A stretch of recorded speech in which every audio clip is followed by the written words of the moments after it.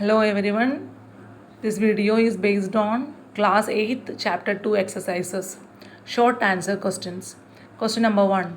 How will you determine the density of a regular solids? Expression of density mass by volume. The unit of mass gram, unit of volume centimeter cube. So the unit of density gram per centimeter cube. Mass. How to measure mass? Mass of a regular solid is measured by beam balance and volume is measured by using the formulas. Example, in the case of cube, side square. In the case of cuboid, length into breadth into height. So we should get the mass from the beam balance, volume in this type of formulas. So dividing both, you should get the answer of density. Question number 2. Why is water less dense as the solid than as the liquid? Question is like that. In the case of liquid form, water is more denser compared to water in solid form. Example, ice. Answer. In most things, liquids are less denser than solids. Meaning is that normally all the things more density to show in solid state, less density in the case of liquid state. But in the case of water, solid water, that means ice is less denser and liquid water is more denser because the water shows an exceptional different behavior.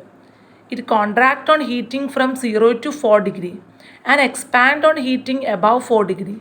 As the result, density of water increases and become maximum at 4 degree and decreases above 4 degree. I hope you can understand this one. We should give the temperature 0 degree, 1 degree, 2 degree and 3 degree. Up to the 3 degree and 4 degree. Up to this 4 degree, density is gradually increasing and attain maximum. After this 4 degree, density will be decreased. That's the reason solid water is less denser than liquid water. Question number 3. State the law of flotation. Answer. When an object floats in a liquid, the weight of the liquid displaced by its immersed part is equal to the total weight of the object. This is called as law of flotation. That means weight of the floating object equal to weight of the liquid displaced, that is called as floating. So we should consider weight of the floating object equal to weight of the displaced by the immersed part of the water. The object will float in a liquid when its weight is equal to or less than weight of the liquid displaced by it. The weight of the floating object is less than or equal to weight of the liquid displaced by the object. Okay, the next long answer questions. How will you determine the density of a irregular solids heavier than water using the Eureka can? Can you determine the density of an irregular solids lighter than the water by a displaced method? If yes, how? First answer. The density of an irregular solid can be measured by using mass and volume measurement. Mass of the solids can be measured by using beam balance. Volume of the solids can be measured by using volume of the liquid displaced by the irregular solids. This volume of the liquid displaced by the irregular solids, that's we have to using Eureka can and displacement method to find out volume. The first one, Eureka can. Eureka can is a glass or a metal beaker with a spot on its one side. It contains liquid up to its spot. This excess of liquid overflow through the spot. So first we should consider a mass of a stone by the beam balance. So that value is m of g, mass of the stone. Then I am taking a beaker under spot the Eureka can also and fill up into water.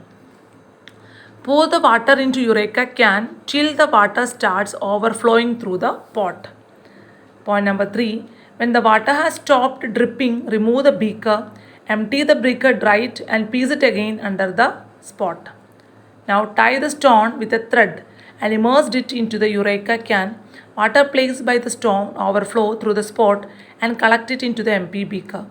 When the stone is fully immersed in water and the water stops dropping, remove the beaker. Pour the collector water from beaker to measuring cylinder. Note down the reading of cylinder VML. By the displacement method, can we measure the density of an irregular solid lighter than water? Example, cork. Measuring the mass of the cork by using physical balance. The cork is lighter than water and float in water also. It is tied to a heavy object over to immerse into water. That means the volume of the cork equal to volume of water displaced. V1 minus of Vml. We already know density equal to mass by volume. So mass divided by V1 minus V gram per centimeter cube. Question number 2.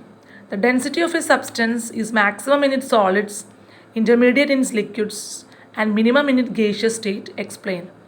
According to kinetic theory of matter, in solids, they have intermolecular spaces are very small.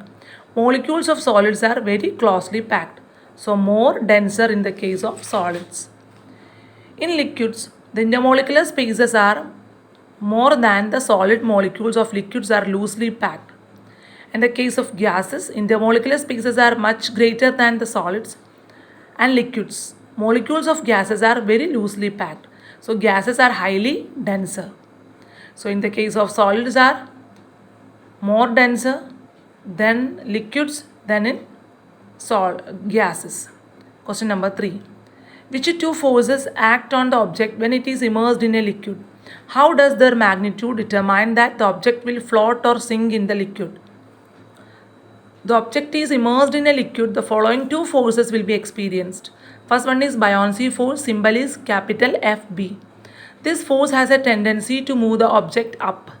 Second one is weight of the object, that is vertically downward direction, W is the symbol. When the force has a tendency to sink the object, that means weight is greater than buoyancy force, object will be sink. Buoyancy force is greater than weight, the object will be start to float. FB, buoyancy force is equal to weight, the object is float into liquid. Question number 4. Give reasons for the following. First one, the iceberg float in the sea water are dangerous for ships because an iceberg float in water with 1/12 of their volume above the surface of the water. The balance 11/12 of their volume under the water. Hence, the icebergs are dangerous for ships due to their non-visibility. B. A submarine can float like an ordinary ship and sink when required because it has two large ballast tanks. When the tanks are filled with water, its average density becomes greater than the density of seawater. As the result, it sinks into the water. C. A balloon filled with hydrogen or helium rises in air. Answer. When a gas filled in hydrogen and helium, those density is less than that of air, is filled in balloon. It rises in air. The weight of the air displaced by the inflated balloons becomes greater than weight of the gases filled balloons. Hence, buoyant force of the balloons become greater than its weight. So the balloon rises and floats in air. Question number D. An iron nail sink in water, but a huge ship made up of iron and steel float in water. Because the density of iron is greater than the density of water. Hence, the nails sink in water. So these are the exercise question answers. Hear it properly and try to study well. Thank you.